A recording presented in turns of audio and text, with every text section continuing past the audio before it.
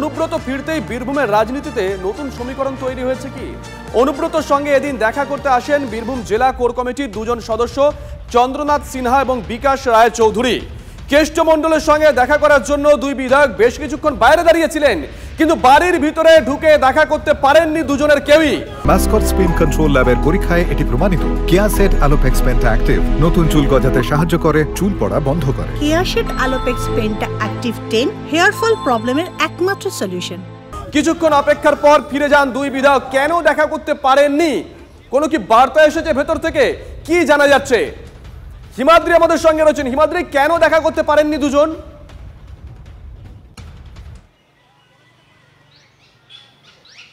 এই বোলপুরের নিচুপট্টির এই বাড়িতে এসে পৌঁছালো, ঠিক তখনই তার কিছুক্ষণ পরেই কোর কমিটির অন্যতম সদস্য বিকাশ রায় চৌধুরী তথা সিউড়ির বিধায়ক, অপরদিকে কারামন্ত্রী এবং তৃণমূল নেতা এবং বোলপুরের বিধায়ক চন্দ্রনাথ সিনহা, তারা দুজনে এসেছিলেন এই যে বাড়ির দরজা অনুব্রত মণ্ডলের, সেখানেই তারা বেশ কিছুক্ষণ দাঁড়িয়েছিলেন অনুব্রত মণ্ডলের সাথে দেখা করার জন্য।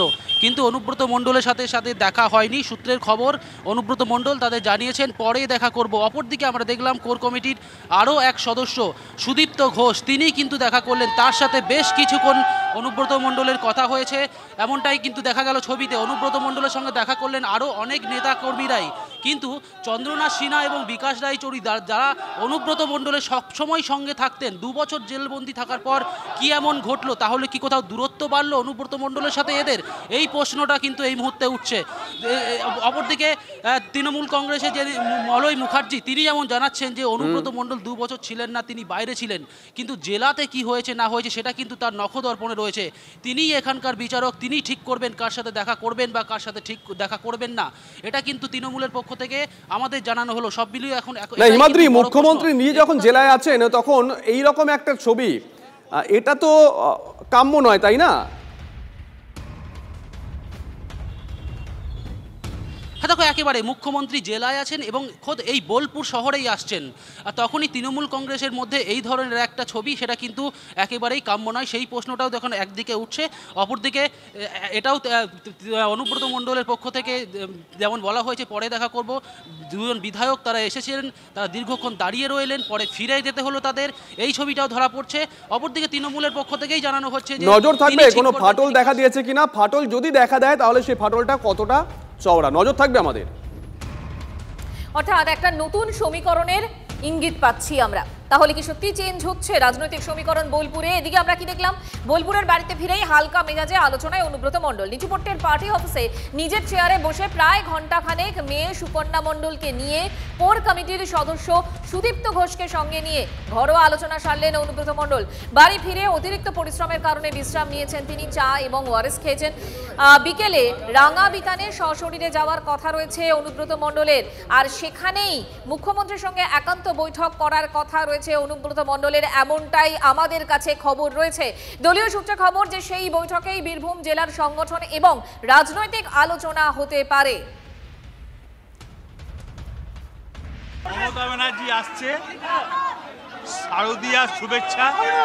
মমতা ব্যানার্জিকে আমি ভালোবাসি, মমতা ব্যানার্জিকে আমি ভালোবাসি। দিদি যেমন আমাকে ভালোবাসে, মমতা ব্যানার্জিকে গোটা ওয়েস্ট বেঙ্গলের মানুষ ভালোবাসে, অল ইন্ডিয়ার মানুষ মমতা ব্যানার্জিকে ভালোবাসে। দেখি শরীর পায়ের অবস্থা খুব খারাপ, দরকার হলে দিদির সঙ্গে।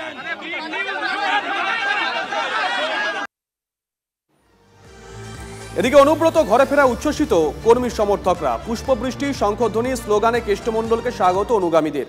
প্রায় 1 কিলোমিটার রাস্তা অনুব্রতর গাড়ি ঘিরে মিছিল করে নিচুপট্টির বাড়িতে যান সমর্থকরা। আবির খেলায় মেতে ওঠেন তারা, চলে নকুলদানা বিলিও।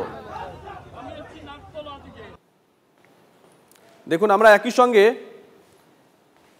5টা ছবি আপনাদেরকে আমরা দেখাচ্ছি। বাড়ির সামনে কর্মী সমর্থকরা, তারা উৎসবের মেজাজ। নিচুপট্টির বাড়িতে অনুব্রত মণ্ডল প্রবেশ করছেন, দমদম বিমানবন্দরে অনুব্রত মণ্ডল, সেই ছবি আমাদের ক্যামেরায় ধরা পড়েছিল। আর যে ছবি আমরা একদম শেষে দেখাচ্ছি, তিহার জেল থেকে যখন অনুব্রত মণ্ডল বেরিয়ে আসছেন, বাইরে দাঁড়িয়েছিলেন তার মেয়ে।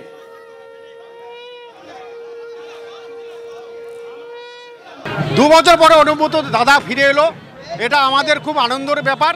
বীরভূম জেলায় যে উন্নয়ন দুই বছর ধরে ভালোভাবে উন্নয়ন ঠিকমতো হয় নাই। মমতা বন্দ্যোপাধ্যায় যতটা পেরেছে করেছেন, আমাদের কোর কমিটি যতটা পেরেছে করেছে, এবং আজকে কেষ্টদা ফিরে এলো। আজকে আগামীকাল থেকে বীরভূম জেলার উন্নয়ন তৃণমূল কংগ্রেসের সংগঠন আরও ব্যাপকভাবে তৈরি হবে। জয় ডাক তো বাজ জয় শুনতে পাচ্ছেন, হ্যাঁ, নকুল দ্বারা জয় ডাক সব বাজবে, সব বাজবে। আমরা দেখছি যে অনুব্রত মণ্ডল ফিরে আসায় দলীয় নেতা কর্মীরা কিভাবে উচ্ছ্বাসে ফেটে পড়েছেন। বিরোধীরা তারা কি বলছেন শুনুন। একজন অপরাধী, দুষ্কৃতী, তিনি জামিন পেয়েছেন, রাজনীতিতে তিনি সম্পৃক্ত। প্রশাসন, মন্ত্রী যারা সংবিধানের শপথ নিয়েছে তারা সেই জামিনকে সেলিব্রেট করবার জন্য রাস্তায় এসেছে।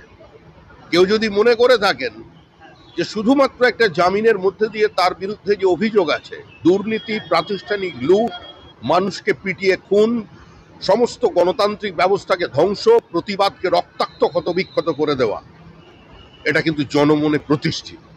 তিনি বেরিয়েছেন, তিনি যাবেন, আসা যাওয়ার খেলা চলতে থাকবে, কিন্তু আর চড়াম চড়াম ঢাক বাজবে না।